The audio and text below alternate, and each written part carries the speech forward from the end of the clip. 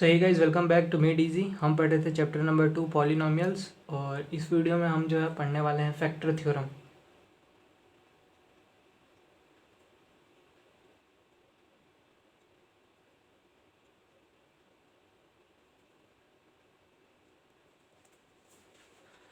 सो आइए स्टार्ट करते हैं। सबसे पहले जो है हम देखते हैं कि फैक्टर क्या होते हैं। तो बात करते हैं फैक्टर क्या होता है। ठीक है, तो देखिए मैं यहाँ पे लिख रहा हूँ कि अगर मैं 24 को जो है डिवाइड करूँ 12 से, ठीक है, और अगर मैं 27 को डिवाइड करूँ 12 से,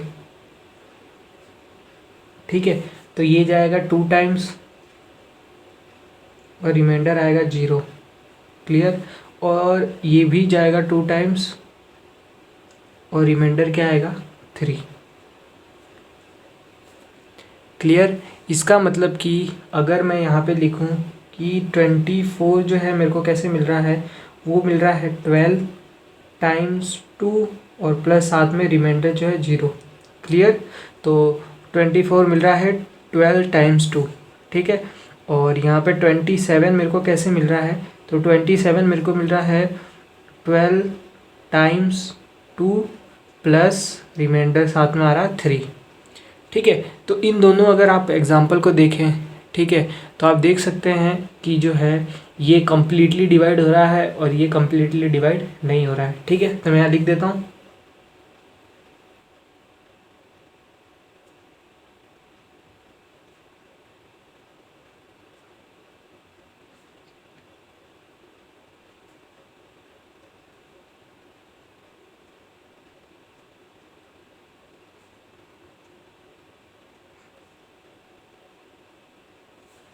ठीक है, तो 12 कम्प्लीटली डिवाइड 24 एंड 12 जो है इसको कम्प्लीटली डिवाइड नहीं कर रहा है। ठीक है, तो इसका मतलब कि जब भी कोई नंबर किसी को कम्प्लीटली डिवाइड करेगा, है ना, तो देयरफॉर जो है वो रिमाइंडर हमेशा क्या छोड़ेगा, 0। ठीक है, तो इस केस में जो है वो रिमाइंडर क्या आया हमारे पास में, 0 आया। ठीक है, और मैंने ये भी बताया था कि ये हमेशा इससे बड़ा होगा, मतलब रिमाइंडर हमेशा छोटा होगा हमारे डिवाइज़र से। ठीक है, और तो यहाँ पे हम क्या बोल सकते हैं कि ये कम्प्लीटली डिवाइड नहीं कर रहा है, इसका मतलब कि यहाँ पे जो रिमाइंडर होगा वो कुछ ना कुछ होगा। ठीक है, नॉट इक्वल्स टू 0 होगा, तो यहाँ पे जो रिमाइंडर है वो 3 है।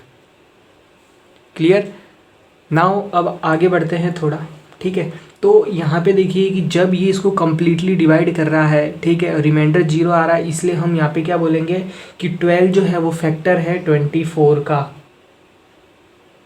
सो 12 इज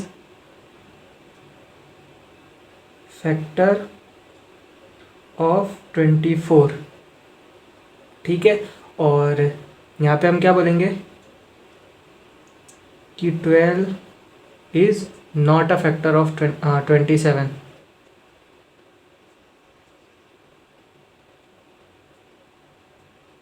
ठीक है, और ठीक है, इसको हम एक और तरीके से बोल सकते हैं, क्या बोल सकते हैं कि 24 इज अ मल्टीपल ऑफ 12। ठीक है, तो 24 इज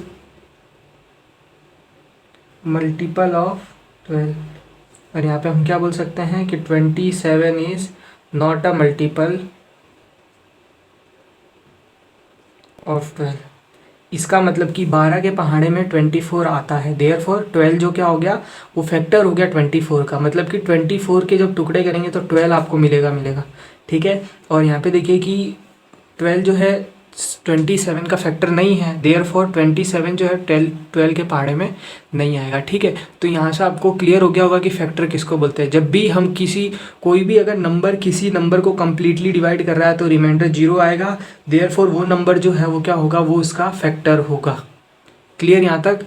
और फैक्टर यहाँ पे आई होप आपको समझ में आ गया होगा। नाउ अब बढ़ते हैं रिमाइंडर थ्योरम पे। ठीक है, हम थोड़ा पहले फैक्टर थ्योरम जो है वो रिमाइंडर थ्योरम से रिलेटेड है, इसलिए मैं सबसे पहले आपको जो है रिमाइंडर थ्योरम रिकॉल कराने वाला हूँ।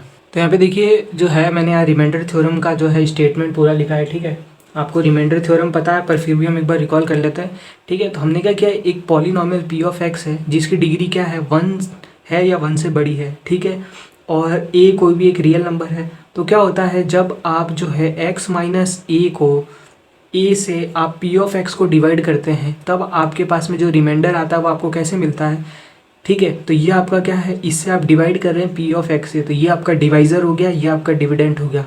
तो डिवाइज़र से जब भी आप जो है किसी को मतलब इस पॉलिनोमियल को डिवाइड करते हैं तो इस डिवाइज़र का आप जीरो निकालिए, तो जीरो क्या आ जाएगा, x इक्वल्स टू a, और वो जो वैल्यू है वो यहाँ पे p ऑफ a में पुट कर दीजिए, ठीक है। तो p ऑफ a का मतलब क्या हो गया कि x की जगह आपने a वैल्यू पुट कर दी, ठीक है। तो जब p ऑफ a जब निकालेंगे इस पॉलिनोमियल की value x equals to a पे, तो जो वैल्यू आएगी वही आपका जो है रिमाइंडर आएगा जब आप इसको इससे डिवाइड करेंगे तो, ठीक है। तो ये रिमाइंडर थ्योरम था।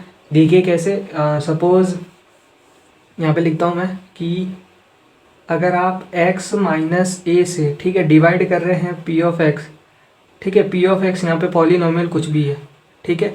तो जब भी आप इसको डिवाइड करेंगे तो आप क्या करिए, इसके जीरो निकालिए, ठीक है। इसके जीरो कैसे निकालेंगे, x minus a equals to zero, तो therefore x equals to a, ठीक है। तो ये इसका जीरो आ गया है ना, ये इसका जीरो है। अब आपको क्या करना है, इसको इसके अंदर पुट कर देना है हमारा जो डिविडेंड है, ठीक है। तो p ऑफ a की वैल्यू जो भी आप निकालेंगे, जो भी वैल्यू आएगी वो ही आपका क्या होगा, वही आपका होगा रिमाइंडर। तो ये था हमारा रिमाइंडर थ्योरम, ठीक है। तो ये रिमाइंडर थ्योरम था, ठीक है। तो यहाँ से अब देखिए, यहाँ से हम क्या बोल सकते हैं, देखिए if x minus a is factor of p of x, then p of a equals to zero आएगा। और इसका मतलब क्या हुआ कि ये क्यों आएगा, बिकॉज जो है रिमाइंडर ज़ीरो है। मैंने आपको ऊपर बताया था कि जब भी कोई भी जब भी ये इसका अगर फैक्टर होगा तो जब भी आप डिवाइड करेंगे तो रिमाइंडर जो है आपका जीरो आएगा।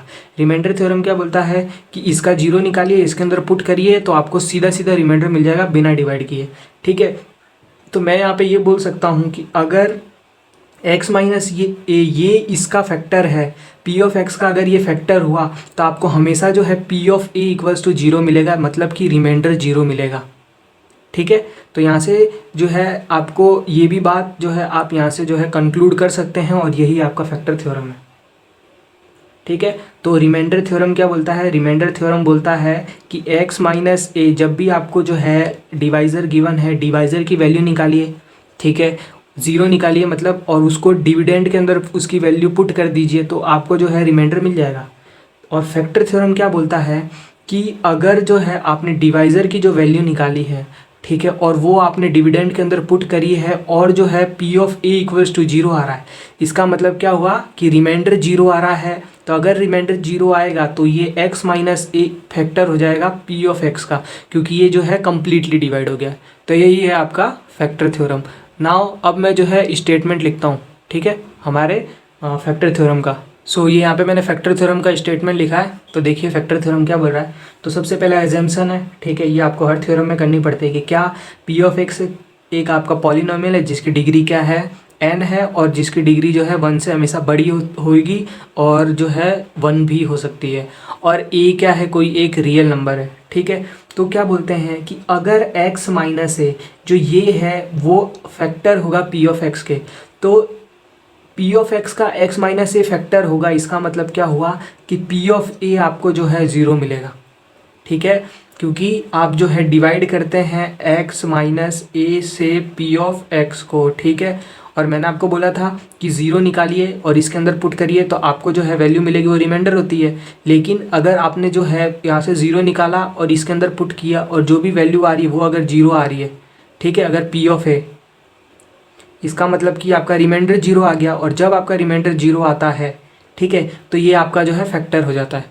क्लियर। तो पहला स्टेटमेंट क्लियर। या फिर इसको आप ऐसे भी बोल सकते हैं कि अगर p ऑफ a जीरो आ रहा है, ठीक है, मतलब कि अगर आपने ये सॉल्व किया और आपने देखा कि अरे p ऑफ a तो जीरो आ रहा है, ठीक है, तो यहाँ से आप ये कंक्लूड कर सकते हैं कि x माइनस ए जो है वो फैक्टर है p ऑफ x की, ठीक है। तो ये दोनों बातें सेम है, बस इसको थोड़ा घुमा के लिखा हुआ है, ठीक है। तो ये आपका स्टेटमेंट है। तो मैं फिर से एक बार बता देता हूँ, रिमाइंडर थ्योरम में क्या होता है, रिमाइंडर थ्योरम के अंदर जो होता है ये जो वैल्यू है क्या है, ये डिवाइज़र है। मैं और हम बोलते हैं रिमाइंडर थ्योरम में कि डिवाइज़र का जीरो निकालिए, तो जीरो निकालेंगे तो x इक्वल्स टू ए आ रहा है। अब इसको पुट कर दीजिए डिविडेंड के अंदर, अब इसको पुट करेंगे, ठीक है, तो इसकी वैल्यू पुट करेंगे पी ऑफ ए, ठीक है, और जो भी वैल्यू आएगी वो आ जाएगी हमारा रिमाइंडर, बिना डिवाइड करे आपको मिल जाएगा। लेकिन अगर वो वैल्यू जीरो आ जाती है, अगर वो वैल्यू जीरो आ गई, इसका मतलब कि वो कम्प्लीटली ये वाला जो है डिवाइड हो गया ये वाला नंबर इससे, इसका मतलब क्या हुआ कि ये जो है x माइनस ए वो जो है फैक्टर है p ऑफ x का, ठीक है। तो ये था हमारा फैक्टर थ्योरम। अब आइए है ना हम प्रूफ करते हैं, ठीक है, इस फैक्टर थ्योरम को, ठीक है। तो फैक्टर थ्योरम को प्रूफ करते हैं। क्लियर। तो यहाँ पे हम बोल सकते हैं कि बाय रिमाइंडर थ्योरम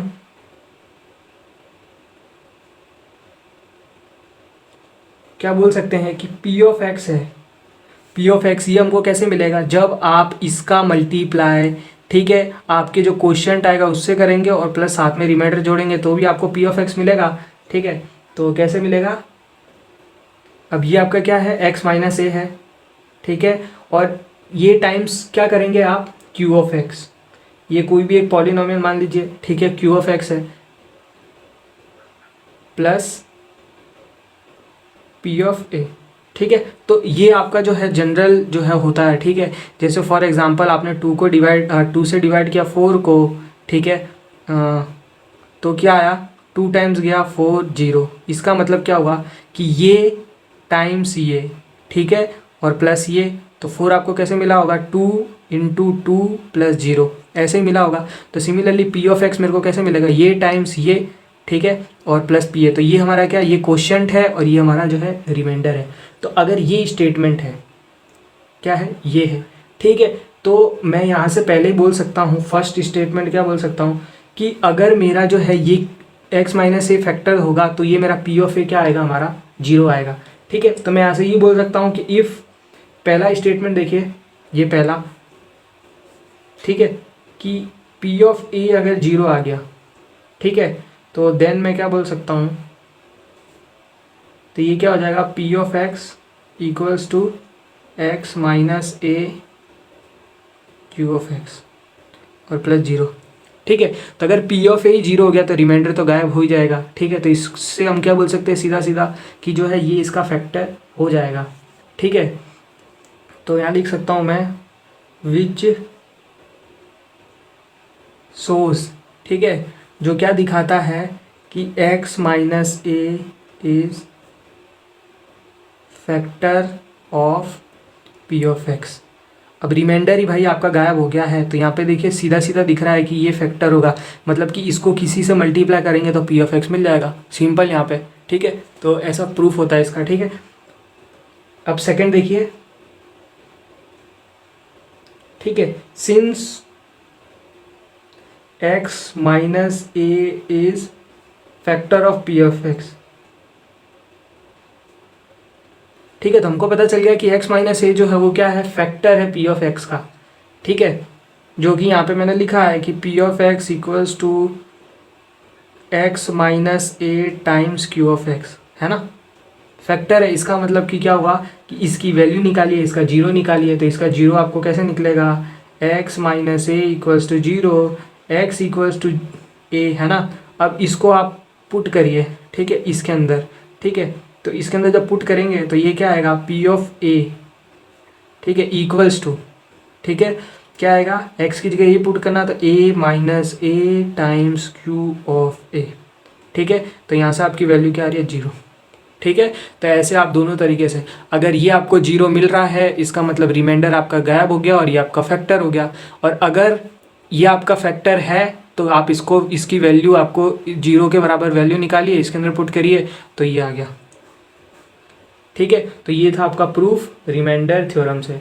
नाउ, ठीक है, तो रिमाइंडर थ्योरम से हमने जो है ये फैक्टर थ्योरम को प्रूफ किया। यहाँ पे देख लीजिए, ये कुल मिला के हमने जो है क्या किया, ये सेकंड वाला इसमें रिमाइंडर थ्योरम ही यूज़ किया, हमने इसकी वैल्यू निकाली, ठीक है, और इसके अंदर पुट किया, देखा रिमाइंडर 0 आ गया, इसका मतलब कि ऑफकोर्स ये जो है इसका फैक्टर p ऑफ x का होगा ही होगा, ठीक है। और अगर इसको आप एक और तरीके से बोल सकते हैं कि अगर पी ऑफ ए अगर जीरो आ रहा है, देयरफॉर ये क्या हो जाएगा, रिमाइंडर तो हमारा ऐसे ही गायब हो गया, तो ये हमारा जो है फैक्टर यहाँ से साफ साफ दिख रहा है। तो ये था फैक्टर थ्योरम का प्रूफ। सो इस वीडियो में इतना ही, मिलते हैं नेक्स्ट वीडियो में जिसमें हम सॉल्व करेंगे example number 11 based on factor theorem. तो आई होप आपको फैक्टर थ्योरम समझ में आया होगा। अगर समझ में आया तो वीडियो को लाइक करिए, चैनल को सब्सक्राइब करिए और अपने दोस्तों के साथ में शेयर करिए। Thank you for watching.